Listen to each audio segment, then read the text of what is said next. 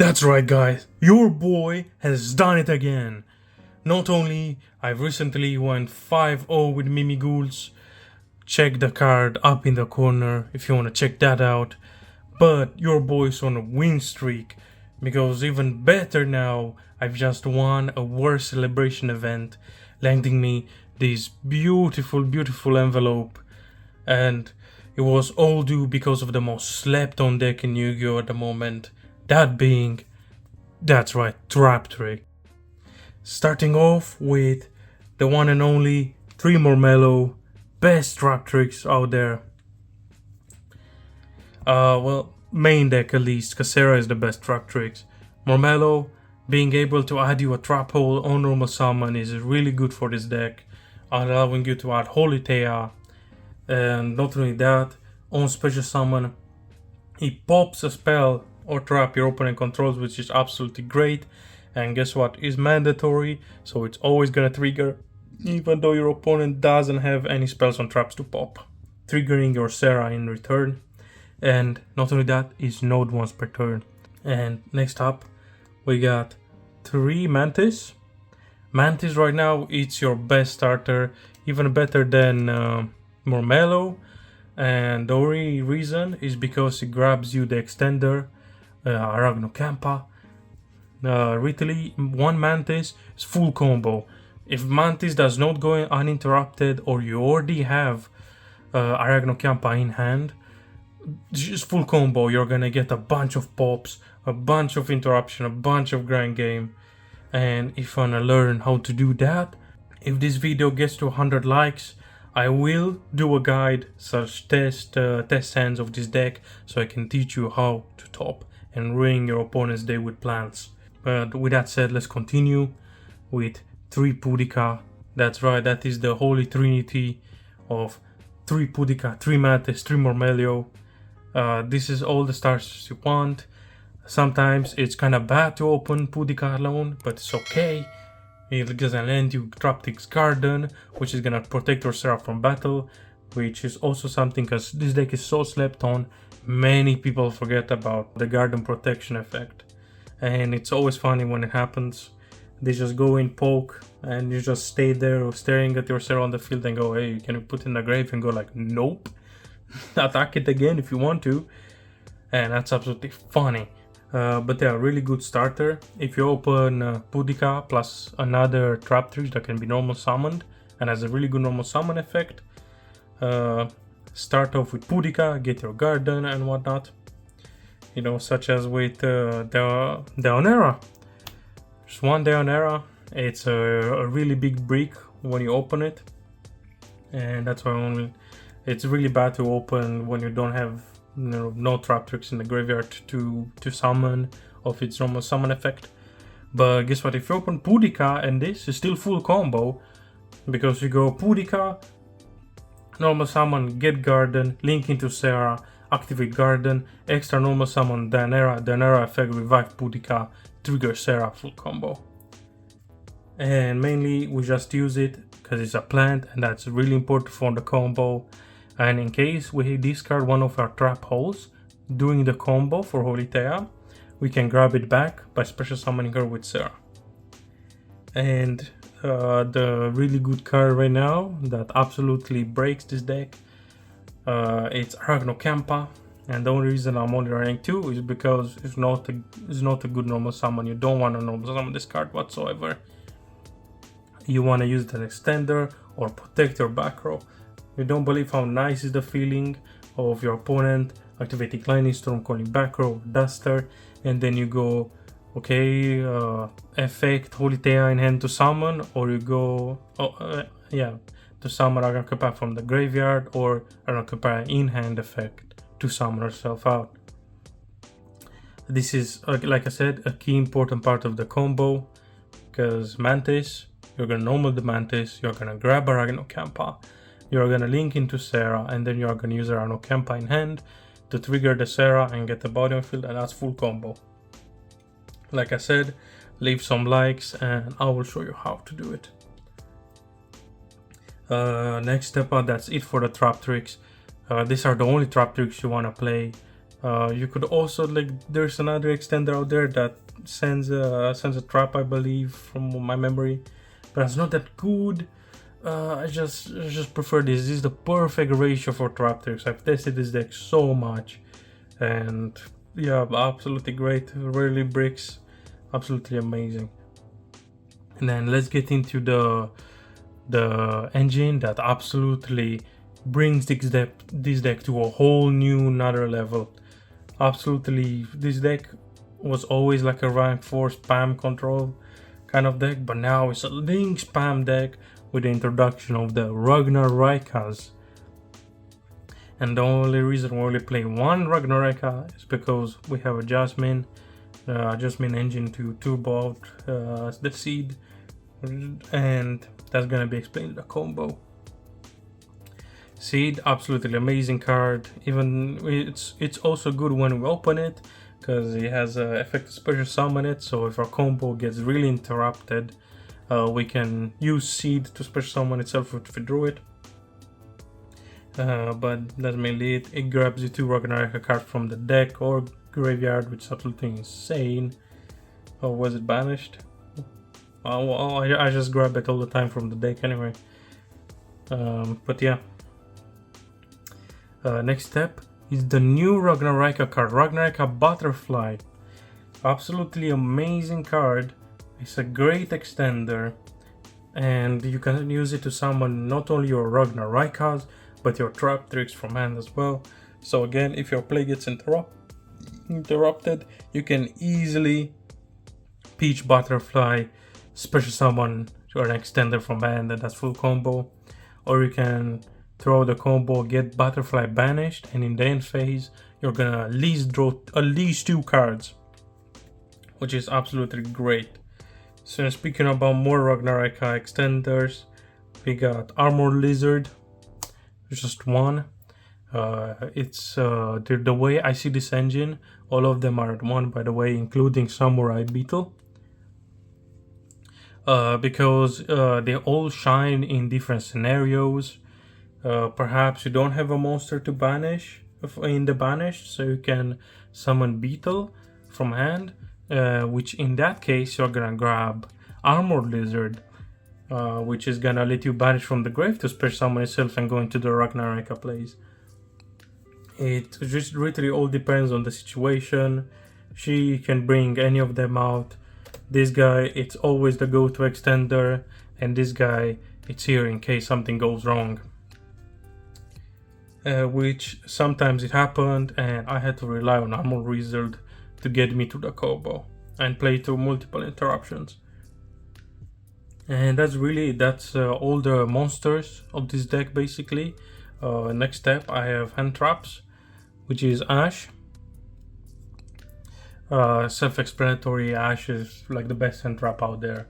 You can Ash basically everything, so why not use it? Most lines fall to 1 Ash. Well, most, because there are some decks that play to multiple interruptions, but most just fall to 1 Ash.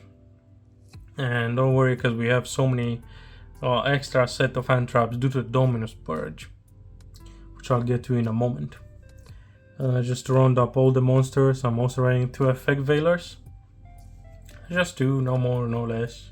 Effect Veiler is quite good right now. You can Veiler so many things. You can Veiler Samsara the Lotus before, because it's not on summon effect or a quick effect, so you can Veiler the Samsara the Lotus before they get to trigger it. And that's basically just dead on the field. And you can Veiler so many cards out there in the format right now, including Tenpai, because now with the field spell at 1, it's way more harder to get to, and now you can just Veiler their normal summon, and that's basically it, because they heavily rely on their monsters effects to resolve. So yeah, just self-explanatory. Veiler is quite good this format, and the only reason I play it, it's also like because we draw cards in the end phase due to the Butterfly, and that's where Veiler comes in handy, because we can draw into Veiler and whatnot. Next up for the spells, I'm running just one garden. I've seen some people run 2 gardens, which I absolutely think is absurd. That is absolutely absurd. Do not run 2 gardens, just run the one. This is basically the Salamangreat Sanctuary of this deck. It's just so free, so why not grab it? And it's so good, so you all play it at 1, but never play it at 2. Instead, just play an extender. Play an extra Ragnaraka or Vificus or whatever the name of the other extender was, which is not as good as Ragnaraka. Just play those ones instead. You don't have to play 2 gardens, just play extra extenders. Garden is here just because it's free, really. And next up, another card which is literally free of the Ragnaraika engine and absolutely busted. Bloom is crazy. What a crazy card.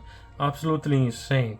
Not only it makes all of your opponents lose 300 attack and all of your monsters gain 300 attack and defense as well.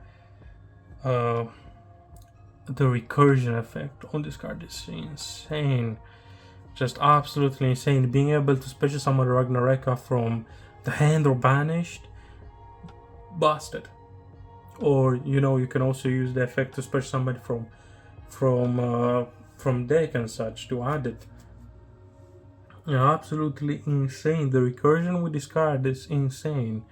And like I said, Seed grabs 8 and Samurai, so that's amazing. You can banish the Samurai, activate Bloom, special the Samurai, and boom, you get just free attack points and recursion forever. Absolutely insane. And to round up the spells, this is trap deck after all, so we don't play that many spells. It's 1 prosperity.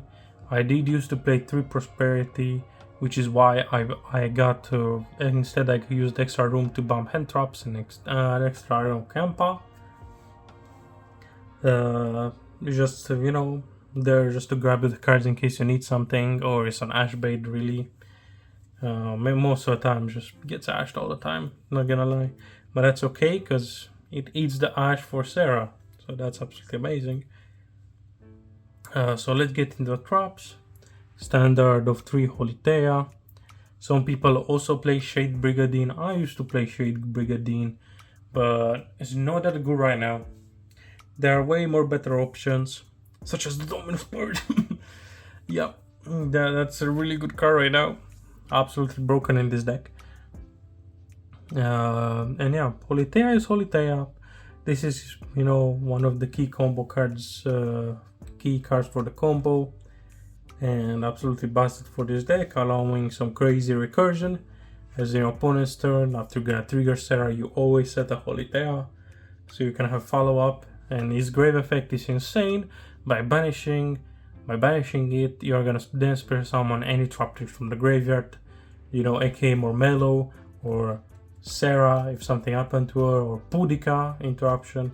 Keep in mind, Mormello's present traps, Boudica monsters, Sarah interruption, extra layers of interruption / follow-up. Keep that in mind.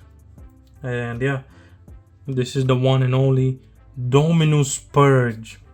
But you guys might have been asking, but under Royal Academy you use fire monsters? Yes, I do. You are correct. One of the Ragnaraika monsters is a fire monster, which is actually key for this combo, right? But it doesn't matter. If I tell you, if it doesn't matter, because many people forget that Dominus Purge only locks you out of those attributes if you activate it from hand. If you set it on the field first, then you activate it, it's fine. But if you are forced to activate it from hand, that's also fine. Depending on your hand, you might end up with just 1 less interruption, which is not the end of the world. It's just not gonna let you play underneath, basically. But that's fine. For the extra layers of consistency this card brought in an interruption. Not only it's a trap, so it resolves the problem of if you run too many hand traps or spells, you are then not gonna have a trap in hand to pitch of Holitea and you're kinda screwed. This fixes that. Dominus Purge fixes that. is a spell that, you know, it's a trap, which is historically that's the reason all of these cards like Imperm, Evilly Match have been so good in this deck and must plays. They are traps. Not only they are hand traps and board breakers, they are traps. They are actual traps which can be which can trigger Sarah nonetheless, and be Peach of Holitea for combo. Dominus Purge, absolutely amazing card. And guess what? Because you run so many traps, you're always gonna have so many traps in this deck in the graveyard, and Dominus Purge is always gonna destroy basically. Except maybe if you go second and you only do Dominus Purge, then yeah, then it's not gonna do anything. It's just gonna negate. But that's still good. Not many people expect. No one expected Dominus Purge. It's just people just forget about it because, you know, it looks into one of the best attributes right now, which is fire. So not many people play, and dark as well. So not many people end up playing it and just forgot about it until you just Dominus Purge them when they want to search something. Be like, oh, well, yeah, no. And not only that, it does not trigger Trust or Tactics. It's not a monster. So many benefits this card has. It's insane. You go first is fine. You either pitch to Holitea if you don't have another trap, or you set it, and then you always gonna have a trap in the graveyard. So it's gonna become negate of a special summon, or negate of a search. Sorry, and a destroy as well. On top of that, absolutely busted. The destroy effect came up a lot. If you go second, that's fine as well. Next up to more traps. Imperm. Imperm has the exact same benefits of Dominus Purge. Absolutely insane. It's a trap that can be pitched of Holitea as well. And, you know, it triggers Sarah. Absolutely insane. That's why you need to play all these traps. And that's why just one trap, just one extra trap that is a hand trap, just absolutely breaks this deck. It's all these layers of interaction. Same for Evilly Match, like I said before. This has basically also become the holy trinity of this deck. Besides the Mantis, Mormello and Pudica, now it's also Evenly, Imperm, Dominus Purge. Dominus Purge, guys, just absolutely insane, what can I say? As well as for Evenly, now that there are basically no Omni Negates in this deck. U.R.A. doesn't really put Omni Negates anymore, because they unless they really, you know, they open really well. Absolutely goes hard. Panic evenly. Sometimes I even draw two evenly, guys, and my opponent just cries after they negate a first evenly, just evenly them again. Insane. And many people do not expect to make the evenly. So, you know, after you go second, you make their board, just poof, evenly them, and just bam, just win, guys. There's the reason why I went 2-0. There is a reason. This deck can go second as easily as it can go first, as easily, and it's all due because of these beautiful traps, board breakers and hand traps. It's all because of them. And to round out the traps, we got one Gravedigger's Trap Hole, one Floodgate Trap Hole, and one Traptrix Trap Hole Nightmare. This is also like the kind of like of holy trinity. So many threes of this deck, guys. Just 1 1 1 3 3 3 3 3 3. There we go. This card is here to negate hand traps and grave effects.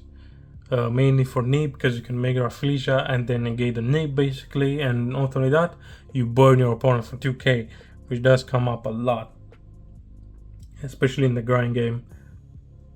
It just allows you to more easily OTK. This deck can OTK really Ragnaraika. Absolutely broken at OTKing.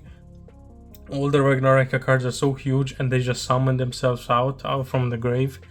Absolutely insane. Floodgate Trap Hole, really good against certain decks, such as Xyz decks, Synchro decks. Tempai absolutely shits on Tempai. And whatnot. This is just there, you know, extra stuff. And this one is like, in case you don't know what your opponent is playing, you're gonna basically always set the Trap Hole Nightmare if you already have Holitea and whatnot. You're always gonna set the Nightmare if you're going blind, because it's the most generic one. It just negates the effect of a monster that was special summoned this turn, which is gonna be because it's gonna be your opponent's first turn, so all of the cards were special summoned that turn basically. So it's gonna negate and destroy them, which is really good, absolutely insane. Basically just judgments them out. Poof. And to round up the deck, we have the Ragnaraika Trap, Ragnaraika Hunting Dance. One absolutely insane Mega Brain play I did. It was I did not open any traps. I only opened Holy Thea, but I could still get into the Ragnaraika engine. So yeah, because I was also screwed because I was going second and I had to play through some interruptions of Runic, but it was fine because I also hand trapped them and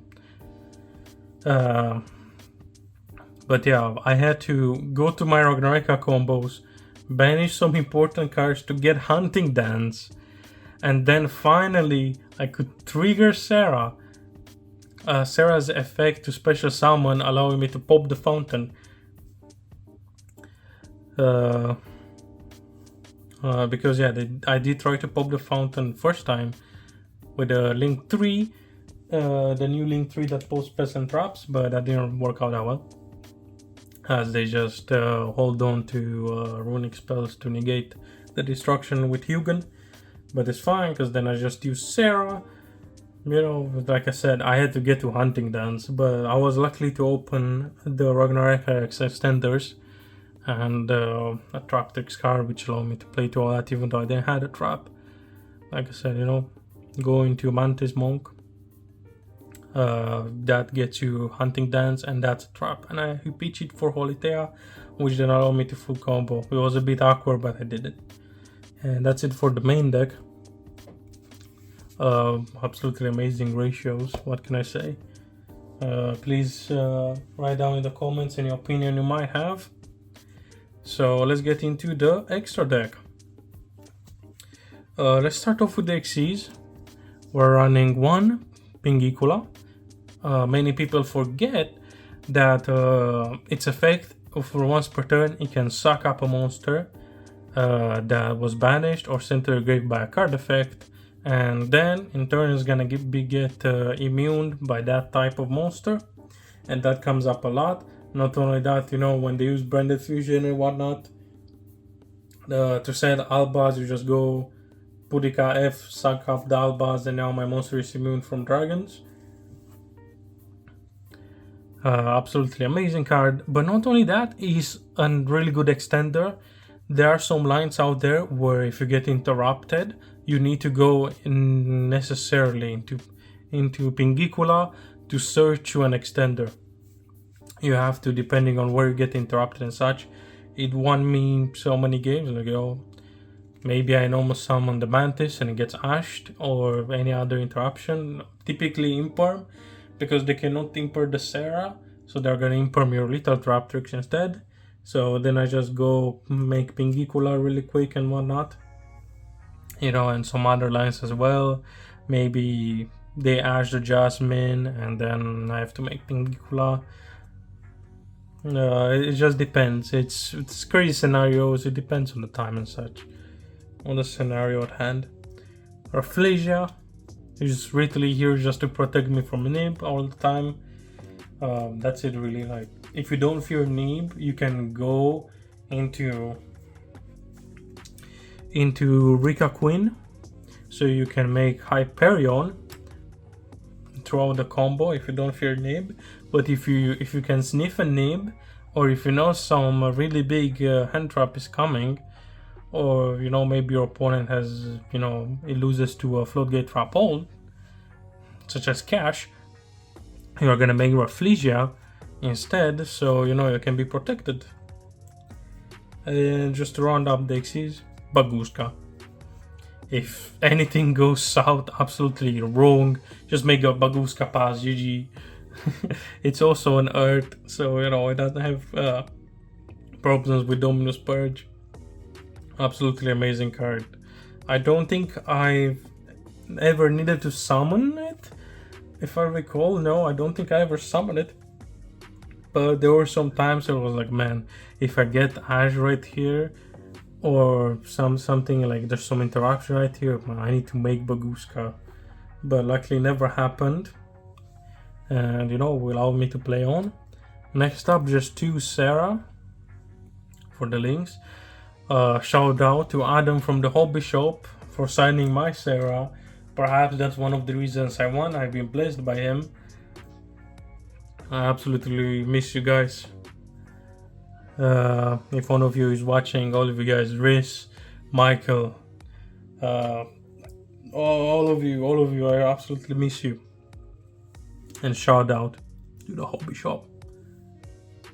But yeah, only playing 2 Sarahs. You can even get away with 1, but I like to have the second one in case something happens to the first one in the grind game. Or there are some scenarios where I actually need to summon 2 Sarahs. Yeah, fun enough, yeah. Such as maybe I need to go into an SP really quick. 2 Traptrix equals SP. Or Trap or Marmelio plus a Trap equals SP. That's it. You just turn one of them into a Sarah, and then use the other one with Sarah to make SP, and then boom, SP. What can I say? I know it conflicts with Dominus Purge, but sometimes you are not gonna draw into the Dominus Purge, or if you do, you might be going second, which I said again. If you set it first, it does not lock you. So there we go. That's why we use SP. And then we got Jasmine, the one and only Jasmine herself. Like I said, is the entire engine that we use to bridge into Ragnaraika cards using any other cards, maybe some Ragnaraika cards as well. Well, not only we can use the Ragnaraika cards if we don't have Seed to go into Jasmine, we always gonna use the Traptrix cards to go into Jasmine, tribute a card she points to, and then bring out Seed, and then boom, we got a train going, which is where we're gonna tribute the Rika Queen to get Hyperion and chain block the Seed. Absolutely really good card. And for the generic plans to round them up, we got 1 Bangler Answer, a really good card for interruption. I also just summon it just to have it in the grave in case my board gets broken and I need some really powerful follow-up.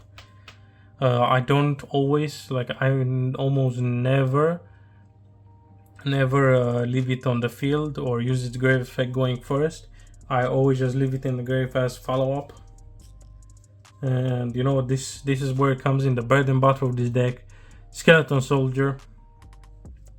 Really absolutely amazing link 2 for this deck. Once per turn, special summons the Ragnaraika in defense position. Absolutely amazing. Under Bloom is quite big as well. It's a link 2, and again, it just revives itself from the graveyard by putting trap, insect, reptile, insect, or plant to the bottom of the deck to summon itself, and then reborns one and all that. It does all that. All the Ragnarok cards do all that. Amazing card. Key combo for the full combo, because you can still combo without it if you have to use Dominus Purge. My theory is that it's better to make a less crazy board going second. It's less good than to actually potentially stop your opponent's entire turn. Because we have so many interruptions, we are bound to stop some opponents. Maybe open two hand traps or a hand trap plus evenly, stop your opponent that way. Next up is Mantis Monk.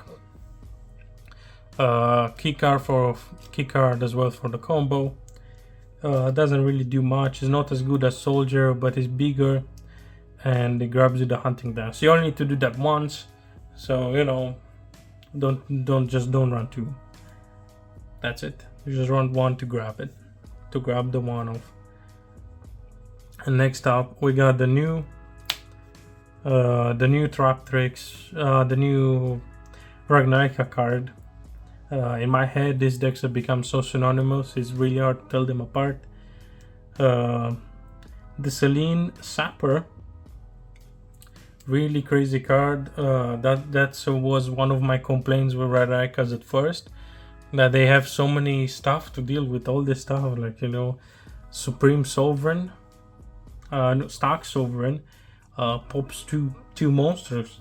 So I was like, okay, we definitely win the Ragnaraika that pops two spells and traps, and that's where we got it. Absolutely comes in handy against back row decks. Again, running Watch Out. Next up, we got Ragnarika Chain Coils. I never had to make it, but sometimes you get your board really clogged up and you need some room. And also, you know, stuff like in the grind game, Samurai Beater is only triggers if it's sent for the Link Summon of Ragnaraka, but you're always gonna summon off your Ragnaraikas turn 1 during your combo. So here comes where Sapper and Chain Coils comes into play. Chain Coils effect is not that great. It's really matchup dependent, like really matchup dependent. Like again against a deck that activates a bunch of effects in hand, such as Danger Dark Hold, for example, or Tennies, or Short Soul Tennies, yeah. This card absolutely ruined his day. It's just basically a draw, but like instead of stopping the ads, it stops the effects in hand. Absolutely amazing card, but sadly it's not as amazing as the Stark Sovereign. Stark Sovereign is absolutely busted. Whenever your opponent special summons a monster from the deck or extra deck, just pops 2 monsters on the field. Really good card. It's really beef as well, allowing you to beat over many cards. You know, with Bloom up, it's even bigger. It gets up to 360, 3600, and then, you know, your opponent is gonna lose 300. So this card is always basically on 3900, which absolutely is a crazy big number for this game. And that's it for Dex deck. Now let's move on to the side deck. It's mainly, you know, matchup dependent, but here's some tips for me. You know, it depends on where you want to play at, but 2 draws. Yeah, it's only 2 draws, and yeah, I know one of them is a secret. I'm looking for another one to be a secret. Okay, 2 draws, 1 nib. And yeah, there is a reason why there is 1 nib and 2 draws. If you draw into, you know, have your draw through in the end phase sometimes, and that's nib, that's really bad. Even though nib is quite good, I do believe nib is quite good this format, but it kind of hurts us as well. And the only reason I play nib is because I also play crossout. For this Worst Celebration FN, crossout was at 1, so, you know, I couldn't do much about that.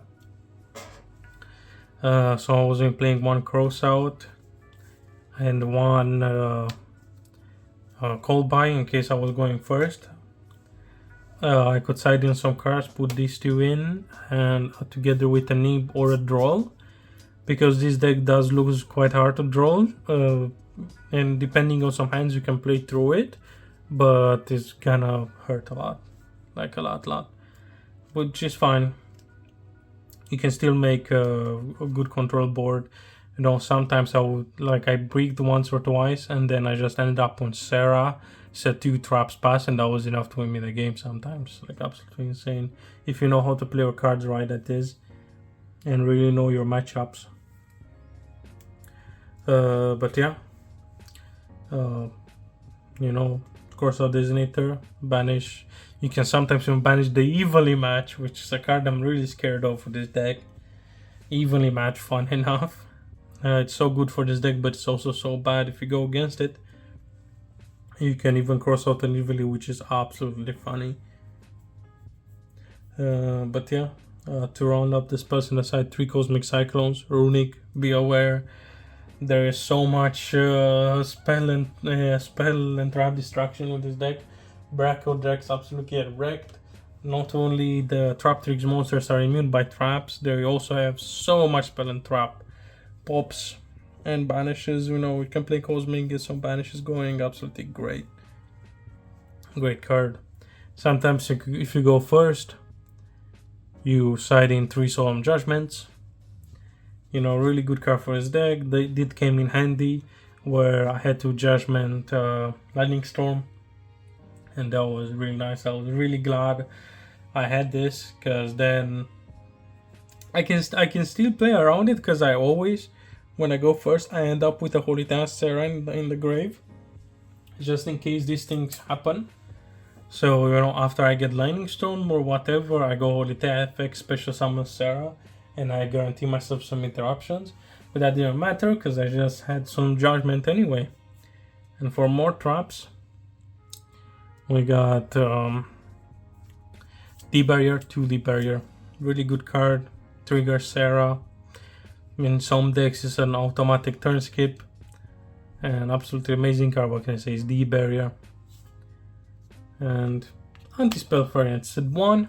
So only playing 1. I used to play 3. But instead I just play 2 D-Barriers instead. Anti-spell is really good for this deck. And when you go first, it's absolutely unfair, because after all, you don't really have any spells. Like you guys just saw, this deck only plays 3 spells. So there goes anti-spell to skip my opponent's turn sometimes, and also prevents interruption. Maybe they have a Lightning Storm in hand, or stuff like that, and now they cannot use it anymore. It's absolutely great. And just to be funny, 1 Cowboy for game, GG. This deck is extremely grindy, so you're getting time quite often, except for me, because I just absolutely swept the floor with so many opponents. I just 2-0'd everyone.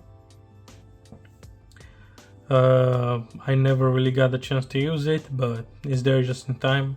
I did side in sometimes, but I end up beating my opponent before time was called anyway, so that happens.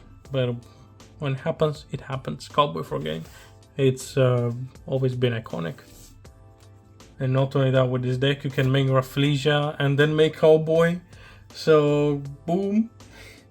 What can I say? Then you're just protected from Effect Veiler really, and Mourner, stuff like that. You still get a Cowboy, the entire Cowboy route does lose to Imper, but that's fine. And with that being said, if you got this far, you are an absolute legend, and why not subscribe and all that. Leave a comment, tell me if you got this far, and I'll give you a really nice comment and maybe a cookie, I don't know. Casus, signing out.